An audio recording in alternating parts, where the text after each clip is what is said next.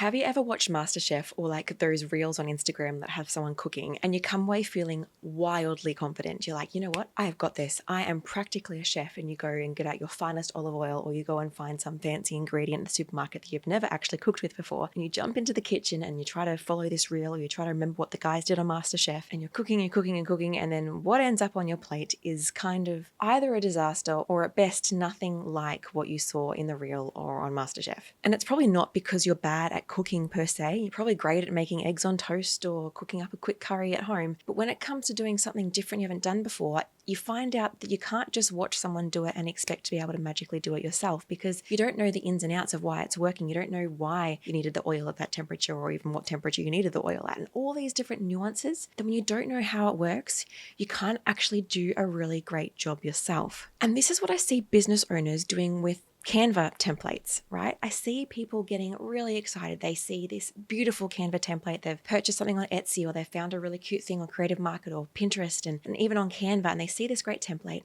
and they're like, you know what? This looks beautiful. My business is going to be beautiful. And they get to work editing the template. But then what they post or produce, or maybe not even post because they realize it doesn't look great, doesn't actually work. Something is missing, but they can't put their finger on why. It's like seeing something on MasterChef and feeling like you're doing the same thing as them, but nothing actually works out the right way. And when our posts don't look good or our graphics don't look good, there are consequences. There's not only wasted time, but we begin to disconnect from our audience. Our audience begins to question our professionalism because we're not looking like a credible brand. So today I want to talk about why templates aren't actually the problem and what's actually going on when you DIY your graphics in places like Canva. And in particular, why this matters more than ever in 2026 if you are wanting to grow your business and not have it die by the end of the year, or at least not growing. And so let's dive on in. So hello, if we have not met yet, my name is Jackie and I am a graphic design professional, agency owner, coach who is helping everyday business owners create their own graphics in places like Canva so they can feel like master chefs. But there is something that most people are missing, and I want to dig into what that is today. Now, I feel like I'm talking a bit more quieter than usual. It's because I'm recording in the evening and my kiddos are asleep in the room behind me. So please forgive me for that. And I hope you really love this episode, because there was no part of me at 9:30 p.m. that wanted to get dolled up to record this episode, when as a pregnant lady I would much prefer to be asleep by now. But I hope and I know this is going to be such a worthwhile topic to discuss. And I got really riled up about this week because I saw an ad for another kind of Canva coach, and she just shared this like fancy fandangled Canva hack, which is one that I knew about. It was great. I probably actually recorded a similar video before, but she missed a few things that I always make sure that I include. And that was actually why the design worked itself. She was doing these fancy tricks, but she wasn't telling you why the fact that the photo she chose made that hack work, or why the text she just said, oh, I'm just going to insert some text now, was perfectly sized and the perfect font and the perfect color to actually look aesthetic. And she didn't tell you any of why that actually worked. And so if you were to try to duplicate and replicate this tutorial, your design would have fallen flat. And so what's happening is why hacks and why templates feel like the solution, but they're really not, is that things like hacks and templates hit on a personal nerve, on a human nerve, where we want efficiency, we want speed, and we want ease. Like, ease is one of the biggest things humans are chasing. How to make my life easier, and how can I do it quicker? And templates seem to promise that, but the end result never meets our expectations, and we just want it to. We desperately want these templates and these hacks to fix our business, to fix our posts, to fix our designs, because we're busy, we want to post consistently, and you don't want to be stuck on Canva forever, and you don't want to outsource and spend thousands on that. And so templates are really appealing because they seem to remove the decision fatigue and the painstaking monotony of potentially designing a full graphic ourselves. And I want to preface this just before you get scared that I'm going to say that you shouldn't use templates. I don't actually think that's the case. As I said at the start, templates aren't the problem, but I want to share with you what is, because I want you to tell me if you relate to this experience. You see a really cool template, like even there's hundreds, thousands of templates right inside Canva. So you might search on the Canva template, search like social media post, and you might find one that's really, really beautiful. And so you open it up, you apply it to your design, and you start to do the right things. You start to maybe try to switch out your brand colors, which I 100% recommend you do, because you don't want to leave a template just with the templated colors, because when you do that, you might as well just post a template as is. It doesn't look unique to you or your brand, and that's not going to grow your business. So you swap out the colors, and then maybe maybe you have to swap out the fonts too, because again, if you've learned from me for any period of time, you'll know that you need to use the same fonts over and over again in your brand to have that brand consistency and that recognizability and that connection with your audience. So you replace the fonts. And then you might, if you're getting really great, you might even replace the elements in there. So say, for example, the template has some really cool like dried flowers on there. If your brand doesn't have dried flowers, then you should delete them and replace them with maybe your circles or bubbles. You need to swap those out because again, you need to have brand consistency to what your brand looks like. But then by the time you change out the text, the fonts, the colors, the elements and everything, your graphic ends up looking amateur and messy. And then all of a sudden your confidence drops. You feel like you've wasted heaps of time and you're wondering whether do I post this? And I know it doesn't look amazing, but I've also just wasted all this time on it. I don't have time to remake a whole other graphic, so I might as well just post it. But then it kind of deteriorates and degrades the trust people have in your business. And so you end up thinking you're designing, but really you're not designing. You're just kind of guessing and trying to fix something that you don't even know how to fix. And it feels frustrating. And what happens when this happens is it either happens over and over again, or you learn from your mistake and it happens once and you're like, you know what, I give up. I don't want to go through this process again. I don't want to use this template and make it look ugly, but I don't know how to fix it. As a designer, it's it's quite a personal experience for us because oftentimes, for example, I have designed countless templates for clients. I've got a design studio and we often design like fully custom templated packs for a brand. Like they're made from scratch and they're beautiful and they're perfectly, they've already got the brand fonts, colors and everything. But what even happens then is when a client doesn't know how to design, what happens is they go in and if they're a great client and they've got some learning under their belt, they'll know that they shouldn't touch the colors or the fonts. Or maybe they'll try and swap out some colors to be some of their different brand colors. But the biggest part people even struggle with is even if it's already got the right branding is swapping out the text. Like you're not going to have the exact same text layout in every single post, or you want to use the exact same text layout that every template has. So next minute you're like, I've got this cool heading, but the heading on the template is 5 words long, but the heading in a hook I want to use is 10 words long. Now I have to shuffle the whole design to fit everything in. And all of a sudden something doesn't work and you don't know what it is. And so I've designed so many templates for clients and what they end up posting doesn't do the brand they've paid for justice, doesn't do the templates they've paid for justice, and it just looks unprofessional, even though they should have had everything going for them. Because what the missing factor is that design has rules and templates just assume that you know them. Templates assume that you know, like when I design a template, I use my designer rules brain and I know like why I've made that heading that exact same size with those exact amount of words. But then when you try to bring in something different, it kind of starts to fall apart because you don't know why those initial decisions were made because you're not a designer. Because templates don't teach you how to think, they just assume that you already know these things. And matter of fact is that you are unlikely a qualified designer. You're more likely a qualified or experienced nutritionist or coach or photographer or whatever your industry is. And you're meant to be good at that. You're not meant to have to know everything about every other topic in business, are you? But in this day and age, we kind of need to be. Like we're expected to post on social media multiple times. And I don't know about you, but I spend literally $1,000 every single month to have my design team help me design my graphics for my business. And most business owners don't have that kind of capital to put towards a design for someone else to do it for them. So they're left doing it themselves, but they're left wasting tons of time and leaving so much cash on the table as a business owner because their designs and their posts and their flyers and their websites and their presentation slides aren't bringing in the clients they need to be bringing in. Because what happens is a potential client might come to your Instagram and they see your posts and subconsciously, not even consciously, they're looking and they're trying to discern, are you professional? Are you someone they can trust their hard-earned money with? And are you someone that can deliver on what they've promised?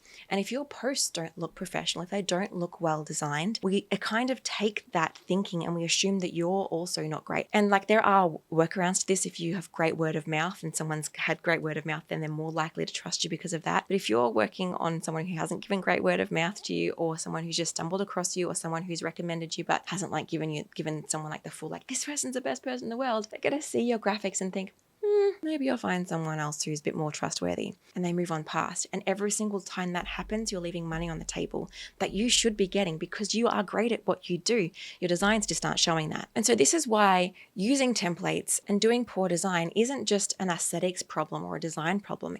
It's a business problem and it needs your immediate attention, especially if you're showing up. And if you're not even showing up, then you're not being able to market your business as consistently as you should be or as you could be, which is also going to inhibit the amount of sales you could make in your business. And so particularly in 2026, attention spans are only getting shorter. Content is absolutely everywhere, and people are becoming more discerning, and they're on the lookout for inauthentic or unprofessional businesses, because like AI can make anyone a professional business. So how come you're someone that they can trust? And doing good design is a really great way for you to build trust faster and to stand out when everyone feels like they're drowning in content. You can be someone who looks the part, who it looks like someone like, oh, this is a pro, I can trust this person. And when attention spans are shorter, good design can break through that a lot faster. If you've taken part in any of the things that I teach, you'll know that I teach you how to use design to capture attention fast through strategy and through things like good hierarchy and good readability and good contrast and good balance. And all these things, all these design principles work together to capture attention and to speak to your professionalism. But if you don't know those things, then every template that you touch will look bad no matter how incredible the template is. So it's not templates that are the enemy. It's not Canva that is the enemy. The missing piece is usually three things. It's brand clarity. So firstly, knowing what your brand fonts, your brand colors, your brand style is. A lot of business owners don't even know this. So when it comes to even customizing a template, they don't even get that far. They just replace the text and post it as is. And what that's doing is it's damaging your brand credibility and recognizability, right? And so that's a big part. The second part is, even if you do have a really great brand, if you're missing on the design fundamentals, you won't know why the design isn't working. When you do have to update the amount of text, or you do have to change the coloring, you don't know how to fix it when it just doesn't look right. Like, I don't know if you've had that feeling before. You've designed and you've edited and you've changed, and you look at the design and you're like, this is okay, but there's something and I just don't know what it is. When you know the design foundation, you can go through a little checklist in your mind and think, all right, is it the hierarchy that's not working? Is it readability that's not working? Is the contrast that's not working? Is there enough margin around things? And you know what those things are because you've learned them and you know how to apply them. And it becomes almost second nature. But it's not something that business owners are born with. It's not something we get taught at school. This is a skill that we need to actually invest in. And it's a skill worthwhile investing in because, as I said, it touches every part of your business. Almost every part of your business is visual, and especially with the marketing. And we need to market our businesses if we want to see growth. Like, the only part of your business that isn't visual that doesn't need design is if you do radio ads or rely on referrals.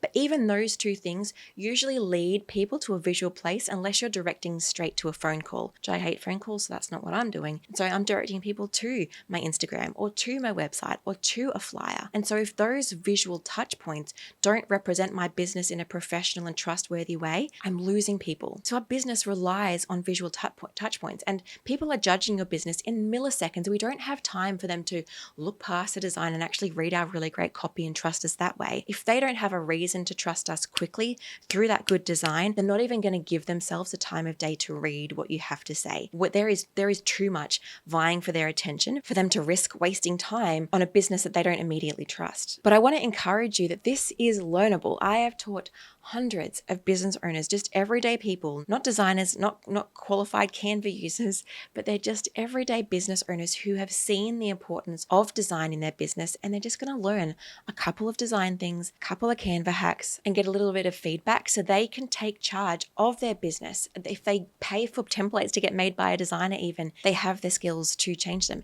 If they have a VA on their team designing graphics for them, they can see when those graphics are wrong and know what to suggest to fix them or to duck in and fix them themselves, or to create the templates themselves from scratch or edit templates themselves from scratch when they need a new social media post or you need a new flyer and you know why they're not working. And then when you put them out, imagine this, you actually get clients from those posts. People actually see your design and they stop. They don't just scroll on past because it doesn't attract them, it doesn't appeal to them, it doesn't stand out to them, it doesn't grab their attention. Good design can do those things, and when you know how and you're not just relying on templates, things start to fall together and the whole process becomes easier. And friends, when the whole process becomes easier, do you know what happens? You enjoy the process. And instead of hating getting onto Canva, instead of hating showing up for your business on social media, it begins to become something that you might enjoy. And even if you don't enjoy it, it's just a neutral thing for your business. It shouldn't be a negative thing, because when posting on social media or when going on Canva becomes a negative thing for your business, guess what? You're human. You probably won't do it, right? And when we don't do it, we're not able to grow our business because, like I mentioned, promoting our business is 95% visual. And if you want to grow your business, which most of us do, promoting your business becomes essential. And so showing up visually becomes essential, and creating graphics for your business becomes essential. If you don't have thousands of dollars to outsource, learning it yourself and learning how to do it well so you show up professionally becomes essential. And so before I share with you one particular hack that you can use to start editing templates and use them well, I want to invite you to a masterclass of mine.